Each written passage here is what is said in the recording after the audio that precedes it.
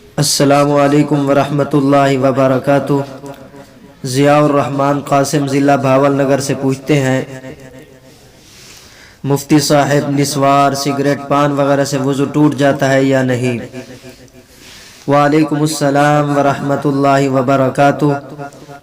جناب محترم، تمباکو نوشی یعنی سگریٹ اور نسوار وغیرہ سے وضو نہیں ٹوٹتا، البتہ بدبودار چیزوں کے استعمال کے بعد نماز پڑھنے کی کراہت کے سلسلے میں احادیث وارد ہوئی ہیں۔ سگریٹ وغیرہ پی کر کلی کیے بغیر بدبودار منہ کے ساتھ مسجد میں آنا مکروہ ہے، لہٰذا اچھی طرح منہ کی صفائی اور بدبو کے ازالے کے بعد نماز ادا کی جائے۔ نشے سے وضو اس وقت ٹوٹتا ہے جب کسی نشے آور چیز جیسے شراب، چرس وغیرہ کے استعمال سے اتنا نشہ ہو جائے کہ چال میں فرق آ جائے یا رشتوں کی تمیز بھی ختم ہو جائے۔